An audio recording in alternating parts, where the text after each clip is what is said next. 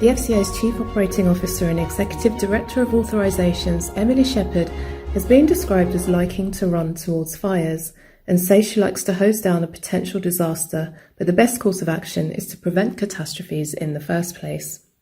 In this special episode of the Inside FCA podcast, you can listen to Emily speaking at the CISI Financial Planning Conference in Liverpool, where she talks about her approach and, importantly, the FCA's 3-year strategy. In the comprehensive speech, she covers the challenges of the authorisations process and the steps the FCA has taken to improve the process for firms and strengthen assessments at the gateway. Emily also outlines the help for both firms and consumers with the new Consumer Duty, while highlighting the newly launched Scam Smart campaign and its significance in the face of cost of living pressures. When I left the private sector last year to join the FCA, my former colleagues, after many comments, patted me on the back with a mixture of both envy and pity. Envy because they assumed it would be more relaxed in the public sector compared to the cut and thrust of C-suite, and also pity because, quite frankly, they assumed I'd be a little bored. But within weeks of joining, I was helping to lead a major internal transformation project. This followed on from a global pandemic when colleagues had worked round the clock to support financial institutions to help their customers. And then, just as we thought the crisis was petering out, Russia invaded Ukraine, which triggered volatility in the markets and further stymieing supply chains. So since then, we've had a fiscal event and the market reaction that followed that. So much for boredom and a quiet life in the public sector. So we at the FCA recognise that financial services do not start and end in the City of London, and increasingly our work transcends not just borders and locations, but sectors as well. We did not set out to regulate third-party tech firms, for example, but with a rise in reliance on critical third parties, such as cloud services, we've had to work with other regulators and the Treasury to come up with ways to mitigate these risks of harm when things go wrong. So the problem with working for a regulator is that when things go right, and when you protect consumers from harm, issue guidance on sanctions to banks or liaise or block a malevolent firm from being authorised, the public won't hear about it. But when things go wrong, everyone knows about it. So as a regulator, we know there are areas where we need to make improvements to support the outcomes that we all want. Our authorisations process is one area where we've had challenges which we fully recognise have had an impact on firms. But we have turned a corner in that area. So since December last year, we've slashed the pending cases from 12,500 to 6,600, which is a reduction of more than 45%. And we continue to work to improve this and to deliver a faster, better, and easier to use service. And that is why we're investing in our technology, starting with automated application forms for authorisations that aim to ensure the applications we receive are complete. So making sure they're complete reduces the repetitive experience of many firms at the gateway. It saves time and resource for both us and the firms. And we've already taken steps to strengthen our gateway assessments, ramping up our scrutiny of firms' financial and business models. Now, this means in the previous financial year, 1 in 5 firms did not get authorised. That used to be 1 in 14 the year before. But we do want firms to set up and to flourish. But we know how the contagion can spread from a bad apple, and we feel it's best to weed these out before they go anywhere near the crop of healthy firms. A key part of ensuring that the UK is an attractive destination for firms is to maintain high standards at the outset. To support this, we're placing more firms that gain authorisation into our early and high growth oversight programme.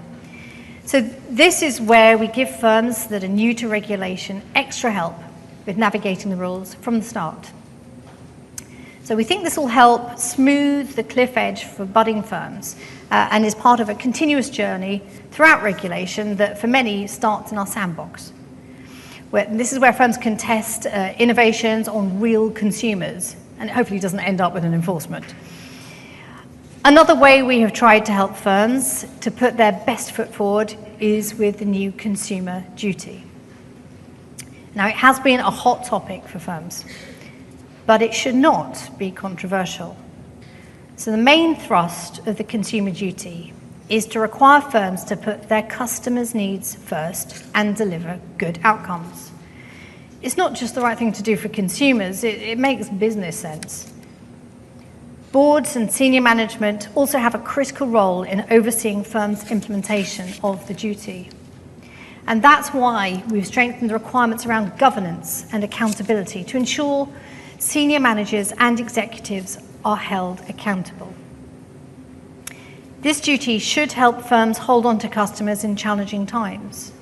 And our own data and calls to our consumer line show that the cost of living challenges are biting. Customers are beginning to face challenges around debt, with fixed-rate mortgage deals expiring and prices of household items also going up.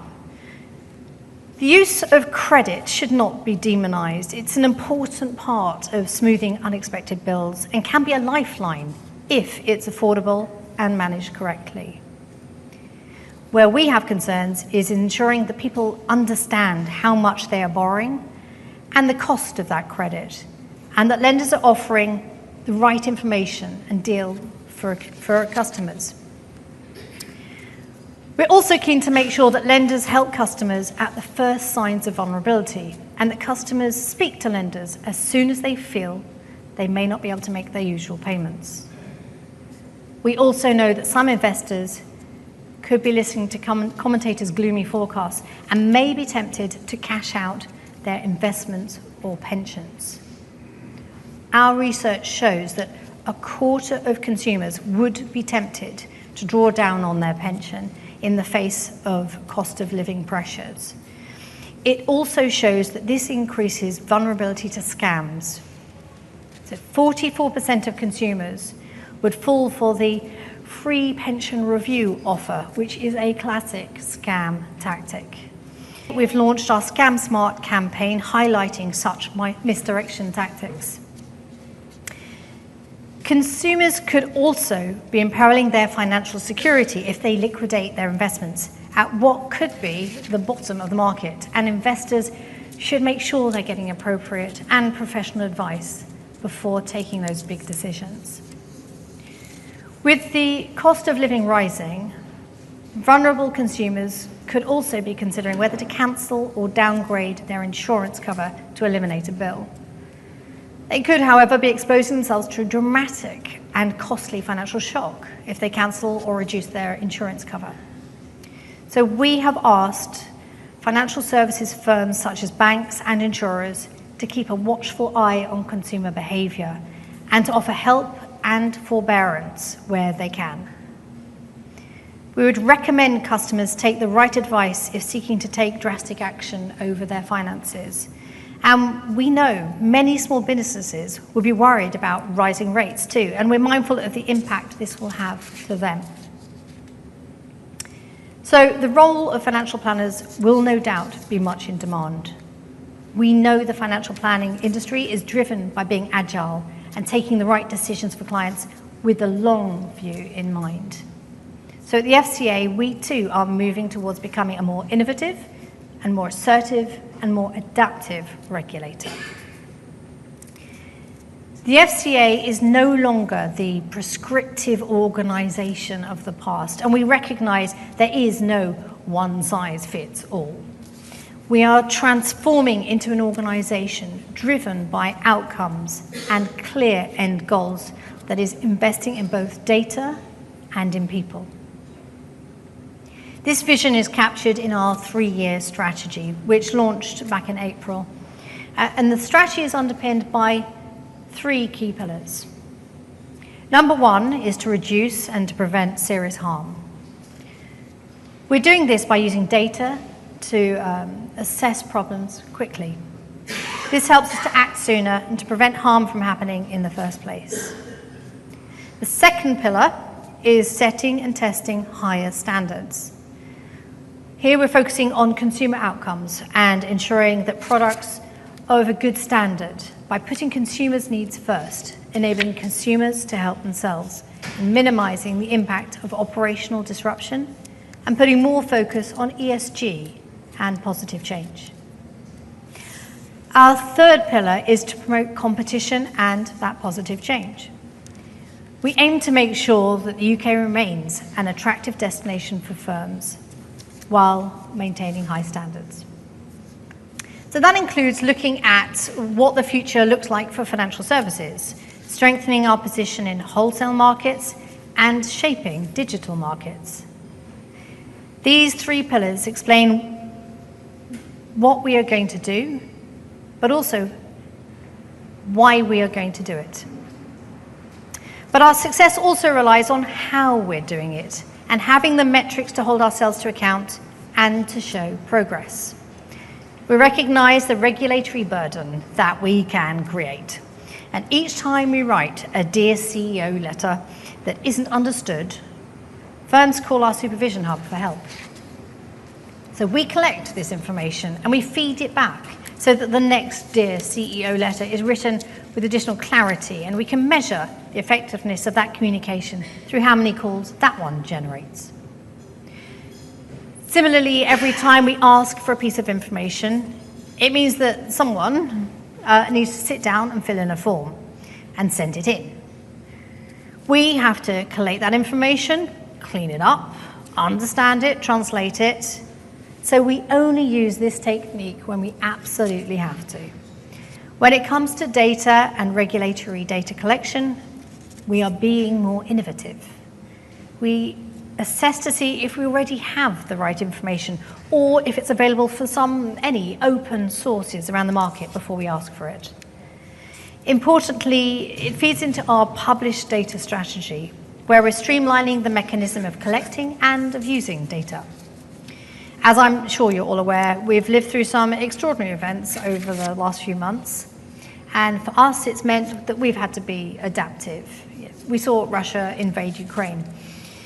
Not only did that have an impact on the market, but the response was to implement sanctions at speed in collaboration with partners around the world. We were responsible for ensuring that our firms were aware of their anti-money laundering obligations and adapted to work quickly with our firms to make sure that sanctions on individuals and company structures were being followed through. The invasion of Ukraine was quickly followed by a nickel price explosion at the London Metal Exchange. So for us, this meant working at pace to respond to the commodities volatility, working with partners again in the regulatory family and also with industry at pace to support the reopening of the nickel market with market stability. Becoming a data-led organisation and having the skill set and competence and having the calmness and planning in place to react has meant the risks arising from the events have been managed and contained successfully. It has allowed us to take that assertive action. Following Brexit, we have more freedom to set our own regulations, and we want to make sure it's tailored for our markets. One area that we're exploring is in the sphere of financial advice. As part of the FCA's consumer investment strategy, we've said that we want to establish a simplified advice regime for mainstream stocks and shares ISAs, where the risks to consumers are relatively low. This will allow some of the burden of regulation which currently applies across the board to all advisors. It will also enable firms to reduce their charges and make advice on mainstream investments more accessible to mass market consumers. Sometimes it feels like we ask a lot of firms. We also, and rightly, ask a lot of ourselves and measure our progress against those clear metrics. These range from the number of firm cancellations or withdrawals of permissions as we shut down problem firms to halting growth in investment fraud victims and losses to increasing our interventions on non-compliant financial promotions by authorised firms. Our core activities as a regulator, from authorisation to policy making, support for competition and innovation, to taking enforcement action, drive these goals. In a recent article, a journalist quoted me as saying, "I like to run towards fires." I'd just like to put on record that I am not a pyromaniac. However, I do like to hose down a potential disaster where I can. Of course, the best course of action is to prevent catastrophes in the first place. The FCA has at its heart the same thing that business and financial planners do. We want to ensure sustainability. We want to ensure resilience, and we want to put consumers and our customers at the centre. These are the things that will promote the positive competition and change and support the future growth of the UK economy. Thank you very much for listening. Thank you for listening to this special edition of the Inside FCA podcast with Emily Shepperd. To find out more information about the areas Emily covers in her speech, visit the FCA website. I'm Meska Ibrahim. Please join us again soon on the Inside FCA podcast.